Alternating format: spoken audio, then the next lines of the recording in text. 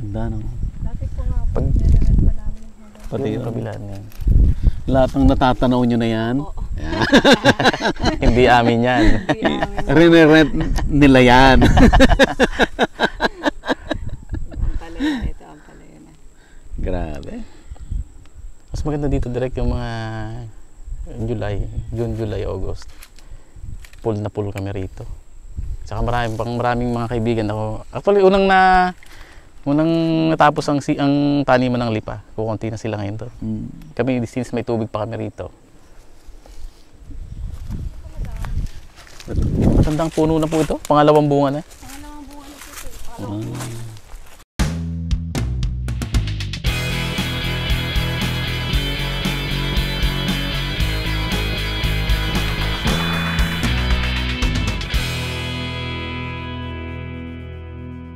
Available na po ang agribusiness merch sa Shopee. Ang link nasa description box.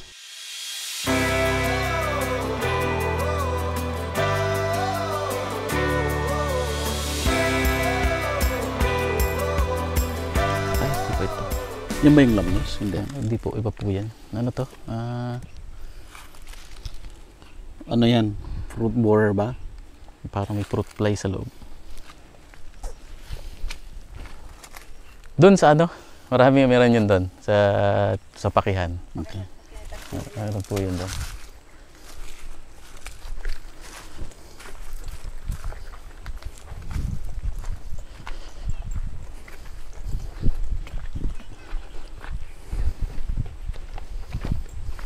Itong mga pipe din na ganito, direct ang malaking investment namin. Sa lahat ng taniman namin, may nakakalat na ganito. Ganyan. Ang irrigation setup namin yung yung rain hose. Yung ginagamit namin mga HDPE pipe. Parang for harvest na po to, no? Hindi pa sila nakain. Lahat pong ampalaya, meron niyang sili.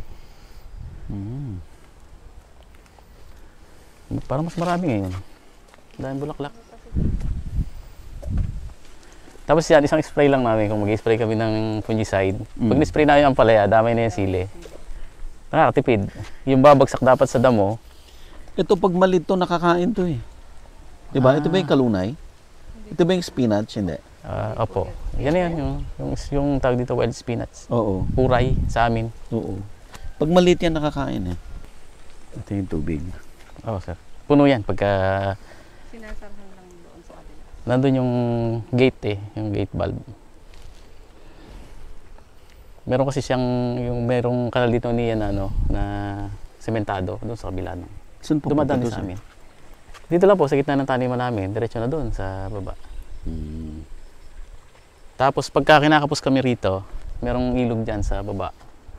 Nilalagyan lang namin siya ng water pump. Hanggang February may sili tayo. March siguro. Pero pabagsak na yan. Opo. Pabagsak na yan. Hindi ko na inaasahan na kikita ng malaki. Sa akin lang masustain yung pang sweldo ng tao. Oo. Tapos yung fertilizer na gagamitin sa kanya, diyan na rin kukunin.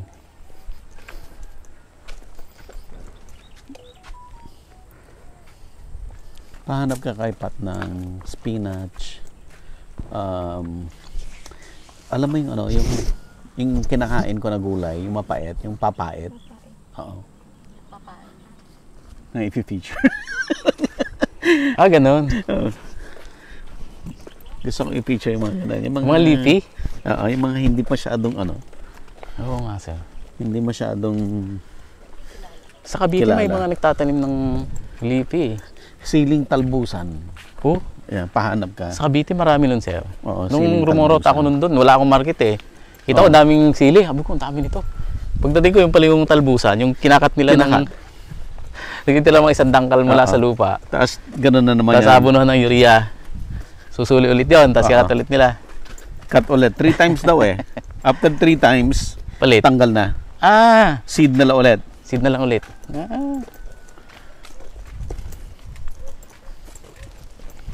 Or, patubuin na niya para dun siya kukuha ng buto. Ng buto. Ay, yung pagkatapos ng 3, papatubuin na lang. Magpapabuto na siya. Kami puro F1 ang tinatanim eh. Puro hybrid.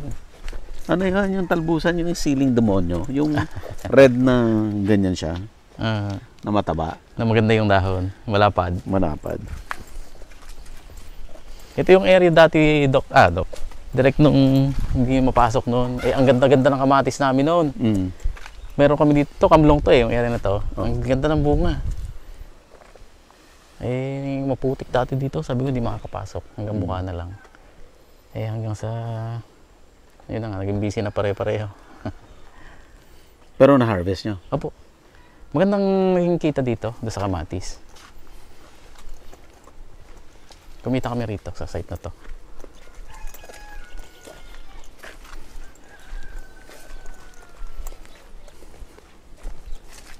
Mahal na rin kasi yung kawayan. Milyon ang nauubos namin sa isang season. Opo, sir. Saan ka namimili ng kawayan mo? May mga nagsusupply po sa May amin. trader. Opo. Dalawang klase ang binibili namin. Diretso ka na kay sa Pililla. Yung Kawayan Farm. Makakamura ka. Nagbebenta rin sila nung pang-poste. Kawayan tinig yun. Dito naman meron din. Ito. Dalawang klase yung ginagamit namin, yung tinikan kung tawagin nila dito. Ito, malalaki. So ginagamit namin isang pang perimeter para matibay. Ito, malalaki to eh. Saka Yun yung buo makapal. lang. Makapal. Ang tawag nila ay kulatay. Tapos ang iba naman yung maliliit na yun. Tawag nila ay kalbang.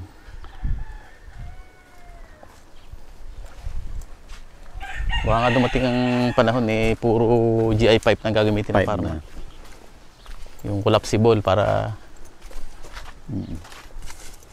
Wari ko makakatipid dun eh. Kaya lang pagka ganito ka naman ang babalagan mo. Ilang truck yan.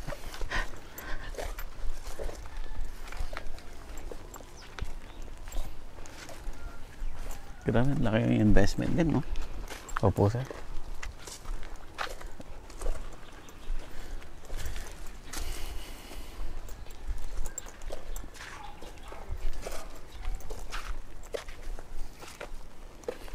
Sir, ano ang number one mistake mo sa farming? Number 1 mistake. At paano mo yon inayos? Ano nga ba? Mukhang wala. Teka. Galing ah. Number 1 mistake. Mami, ano nga?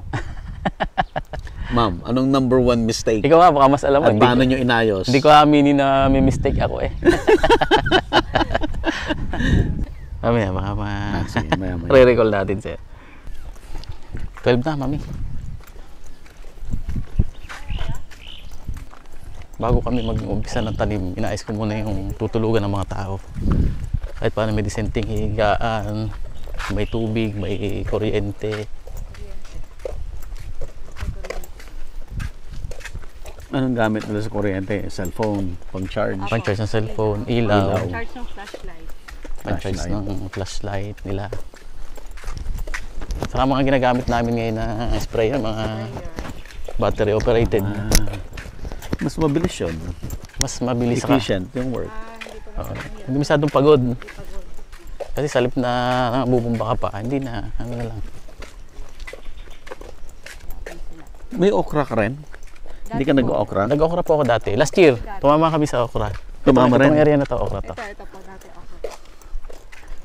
Niluloko nga yung kapatid ko eh. Yung isang truck natin, lagyan natin ng yung Okra? nakalagay sa mudguard. Katas ng okra.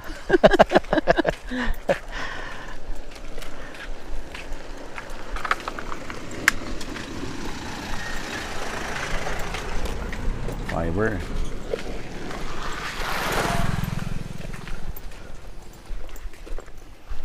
Patapos na rin yung tomato.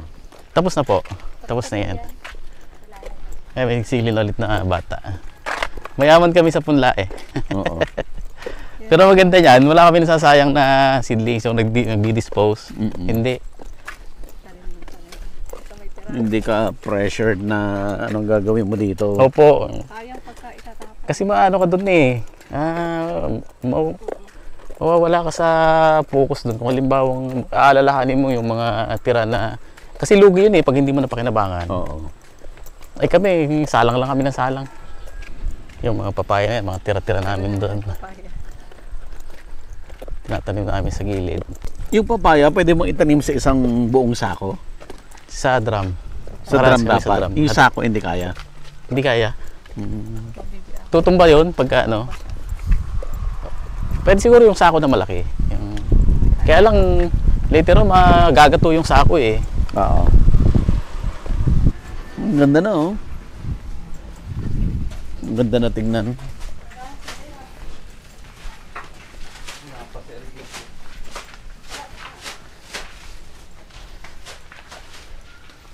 Ito po. Ito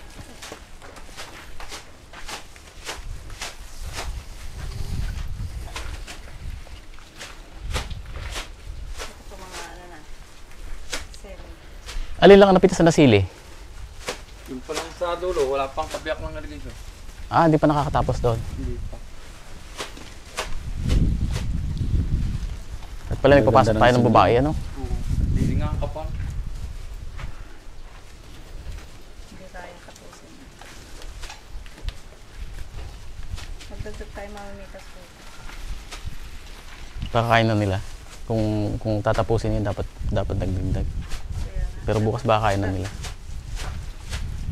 May nasa 30 pa siguro yung mga 30 pa dito, no?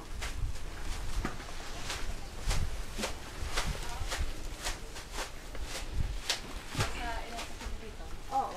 May 30 pa. 24 na kapag kami. Karanas kami dati direct sa Ampalaya. Hindi na ma-deliver sa pwesto, sa Tanawan. Kasi ang mahal ng Ampalaya noon. Kano nga ba noon? 200 per kilo, 250 per kilo. Oh. Ay kami, ang dami rin Ampalaya namin noon. Hindi na ma-deliver kasi inaabangan kami nung taga DTI doon sa may harap ng pwesto. Bakit? Kasi no-control nila, dapat 80 pesos lang daw. Ay ang Ampalaya nun ang mahal. Sabi ko, ano ba naman itong mga to? Sa isang banda, kaya lang, yun yung time ng farmer na kumita eh. May taga DTI doon sa harap. Pinabantayan yung mga nagbebenta. Eh di walang dumarating. Wala. Kawawa yung nasa loob na naghahantay.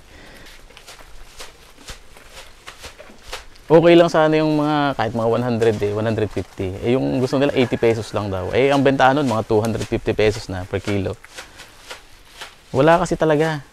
Tsaka hindi naman kami nagdi-dictate ng presyo eh. Hindi, Kung ano yung lumalakad lang doon, yun lang naman kami. Kaso kung inabang nila yung magdadala, Dapat ang huli nila nagdidikta. yung nagdidikta. Kasi ang gagawin, yun talaga yung presyo. Hindi rin kasi nila kilala sino yung nagdidikta.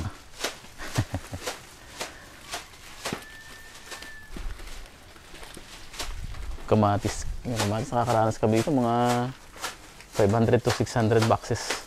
Ang ginagayak na, inaabot kami ng gabi.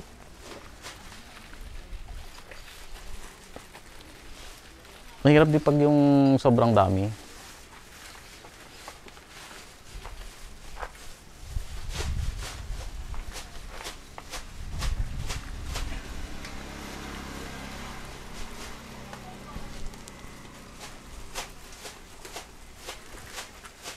Trainain mo talaga sila paano magganyan. Dati po hindi marunong. Hindi, dati ang ginawa ko, kumuha ko ng taga-sort na galing sa labas. Mm.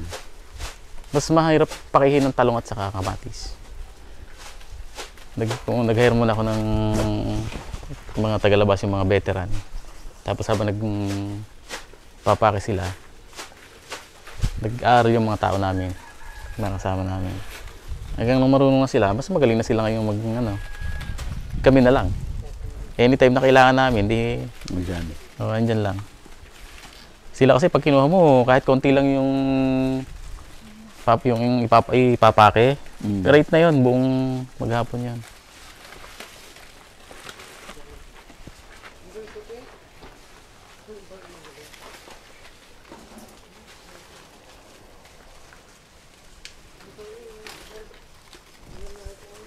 Parang diretsong-diretso siya, no? Pag naipak, no? Ganun tingnan.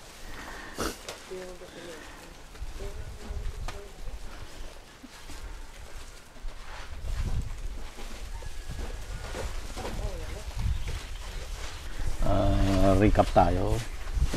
Yung mga viewers natin na nasa vegetable farming din pero hindi nakukuha yung tama, hindi na ma-maximize yung potential na income, or yung mga audience naman natin na nagbabalak pasukin yung ganitong klaseng negosyo, ano ang number one na kailangan nilang i-consider muna? Doon po sa sa mga kasamahan natin na nagugulay na para ma-maximize pa po siguro yung kanilang kikitain.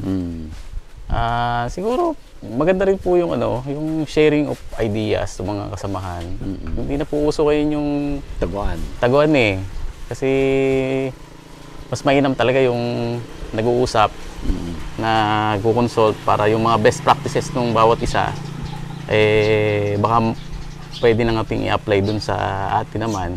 So sa ganung sistema, mami-minimize siguro yung mga losses, may iwasan yung mga dapat iwasan, at makikita yung mga opportunities na pwedeng dumating.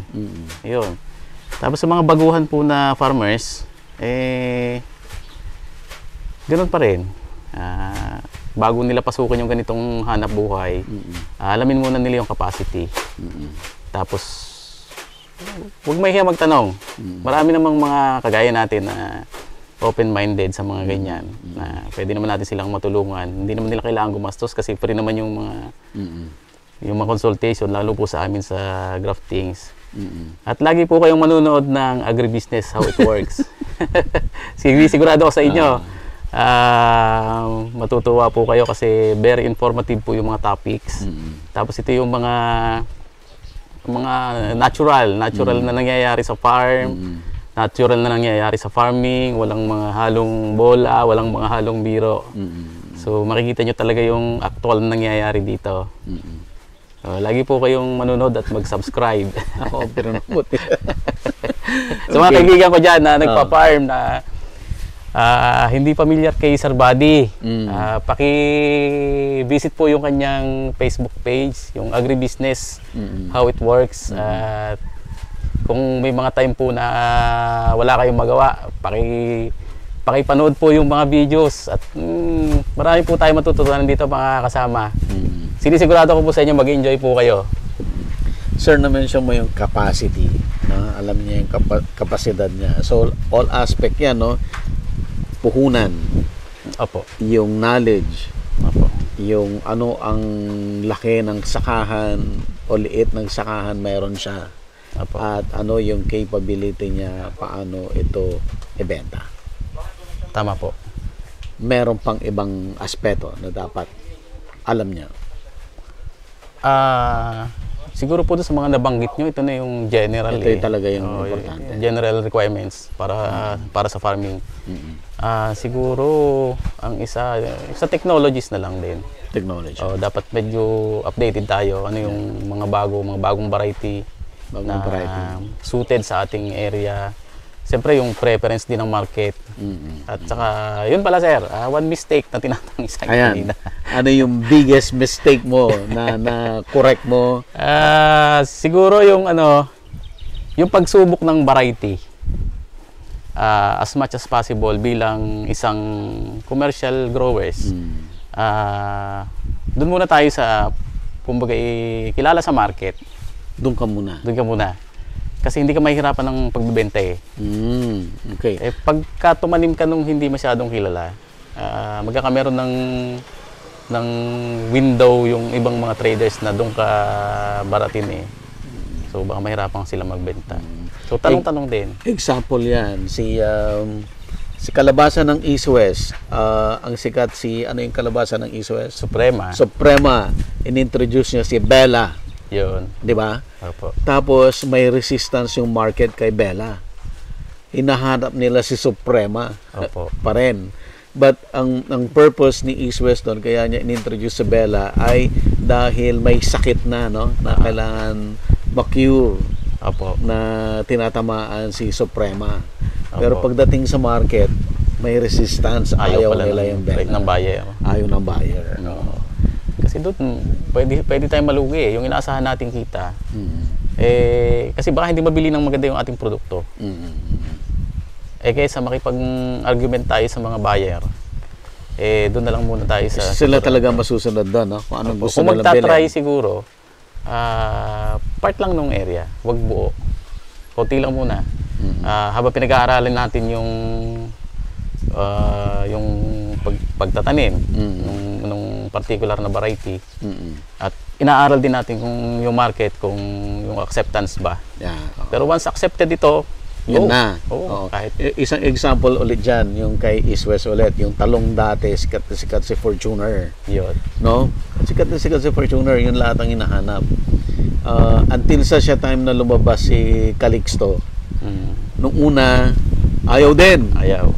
Pero nailabas, nagustuhan ng market, parang siya yung sumikat. Siya na yung lahat ng buyer, yun ang hinahanap. Ganun po. Medyo konting obserbasyon sa paligid. Huwag tira ng tira. Okay, last word, sir. Yes, So, dyan sir. sa atin. Sa mga kasama ko pong maggugulay, mga farmers, huwag po natin kalilimutan na lumalaki yung population ng Pilipinas. So dumadami yung demand sa produkto. Number one na dyan ay pagkain. Tanim lang po tayo ng tanim. At siguradong meron naman tayong market. Yeah. Opo. So, dito sa Graftings ay patunay na yung vegetable farming ay talagang kumikitang kabuhayan. Opo. Isa na po ako sa pwedeng makapagpatunay na nabago yung aming pamumuhay dahil po dito sa vegetable farming.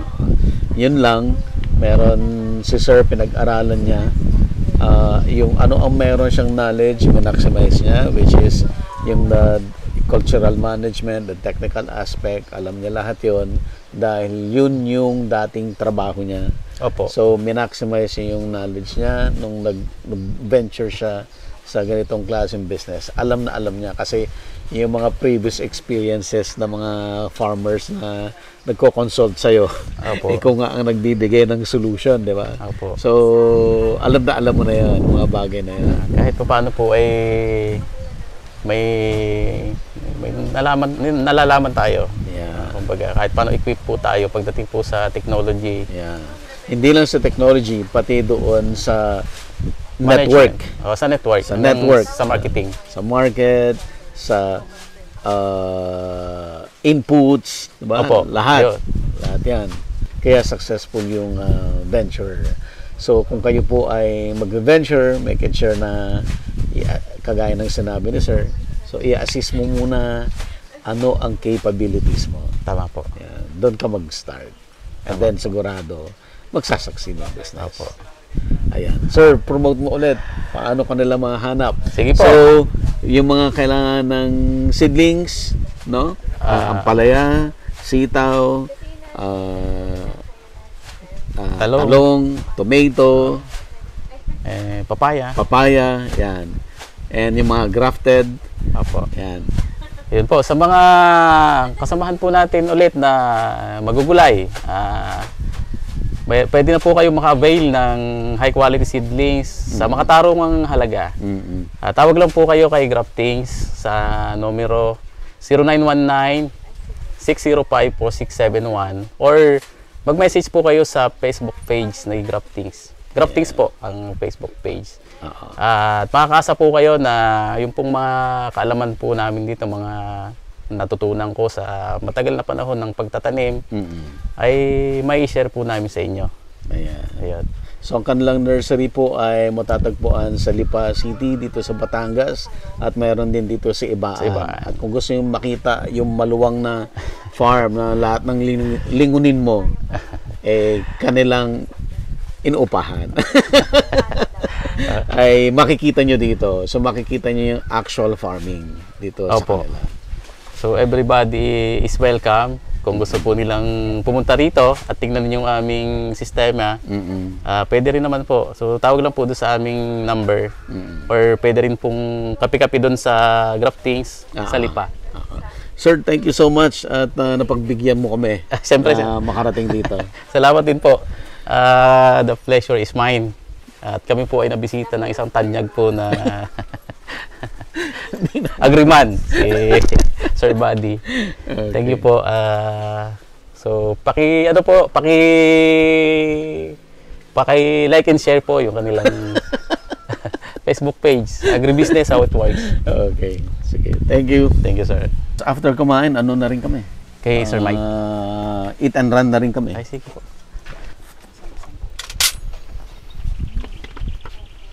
Ang dami pa rin. Nung una, kasi si Sofia ang taga-research eh. Hindi ako nakikialam doon sa research. Yung sinabi niya, graftings. Ang unang tingin, akala ko prutas. Fruit trees. Oo. Pero plano kong i-extend siya sa fruit bearing trees. Fruit bearing. Kasi ang daming source sa Mindoro. Tapos may farm naman kami doon na pwedeng doon na kami mag-propagate. Tapos yung marketing dito lang sa mainland. Dahil lakas niya sa government transaction. Ayun na, pinag-usapan nila yung winners. May nanalo na. Ayan, ako kung kailangan pang mag-deliberate. Yun ang unang tinanong kay Sir Mike. Ay, hindi ko alam. Saan po ang sunod yung ano? Kay Sir Mike. Magkikita kami ni Sir Mike. Dito po. Sa Denso. Nandyan siya, maghapon yata nga po siya dyan. Mas maganda na parehas kayong tutok, no? Opo. Opo. Dati hirap na hirap po kami pag may iba kaming trabaho tapos yung trabaho dito sa alam kami ganito. Pero buti na lang din direct at Bagi nakaranas din muna kaming maging playo. Okay, lahat namang natutunan, lahat namang alam ko halos doon ang galing. Nagtatanim kami dati, problema ko, saan ko ibebenta? So, asa lang kami dun sa mga traders na meron dun sa local. Pag madami na, gagamitin na nila yun para barating ka. Hello pa siya, 150 na kilo nun. Bago bumagyo, dami namin, Bago po magyo. di excited na kami kasi ang mahal. Kwenta na namin. Ang dayo kasi ng forecast ng bagyo. Oh. Mababa, mataas. Mababa, ano? Dapat yun. Norte, Sabi ko, lalong tataas kasi 450 na eh. Oo. Nung bago magbagyo. No. Pag nakalusot ka nun, Dito libo-libo na naman yun. Oo, sir. Nag-800 ata nun after ng bagyo. Wala na kami pinatas. Ay, yung sili namin, ito nang ba dito. Tapos, nung kasunod na bagyo, binalik naman, di... Ano talaga. Nga po yung kami na nga ang nabagyo tapos ang mga tao namin, siyempre wala silang kakainin. Napadihin kami sa amin. Hindi ko malilimutan direct nung yung bagyong Glenda. Nagtatanim na rin kami nun eh. Maluwang na rin sa Mindoro. Nasira lahat ng 9 hectares ang tanim namin sa Mindoro. Lahat nasira. Inabot yun. Opo. Po, sira. Ang lakas nun, ang lakas sa Mindoro nun. Hindi, nandito kami sa Batangas. Umuwi ako. Kinik ko yung... Pero bago ako nakauwi, mga ilang araw kasi walang biyahe ang barko. Sira ang mga tulay. Sira ang tulay, walang biyahe ang barko. Pagdating ko, ano talaga? Dilobyo. Sira lahat. Pati niyog, tumba. Tapos yung mga tao namin doon, sira pati mga bahay nila. Yung mas kakaawa sila. Sabi ko nga, tawag ako dito. Mami, magkano pang pera natin sa bangko? Sabi, bakit? Basta, 50,000 na lang pera natin. Sabi ko, anin mo? Basta withdraw mo. Anin mo nga, ayun na lang pera natin. Basta withdraw mo. Kasi, bibili ako ng mga supplies, pagkain. At pinamigay namin sa mga tao.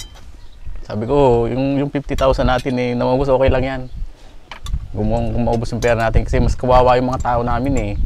sira ang bahay, wala silang trabaho. Kasi natigil lang namin trabaho dahil sira yung halamanan namin. Okay, sa amin lang naman sila nagtatrabaho nung panahon na yon. Tapos bagong bagyo pa, di wala silang mapasukan. Yun, yung 50,000 na yun, binili namin. Binili kong bigas, binili ko ng noodles, basta yung mga supplies na pwede lang pakinabangan. Tapos pinatawag lahat namin yung mga tao.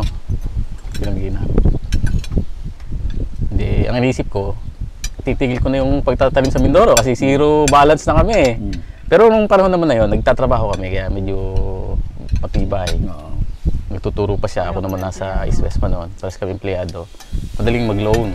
Madaling, di, palis na ako. Advantage naman ng may trabaho. Opo. Palis na ako. Nag-ipon, nagdatingan yung mga katiwala namin. Yung pala, nag-usap-usap sila. Kasi nabalitaan nila na ititigilan namin eh. At pagkati uli na makabangon. Saka nag-declare ako sa kanila eh. Sabi ko, wala na kaming ipapasweldo. Ito na lang natitira namin pera.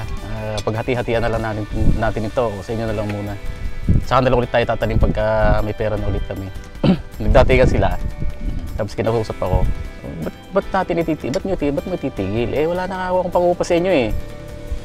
Eh, wag mong alalahanin yung upa sa amin. Basta may pambigas lang kami.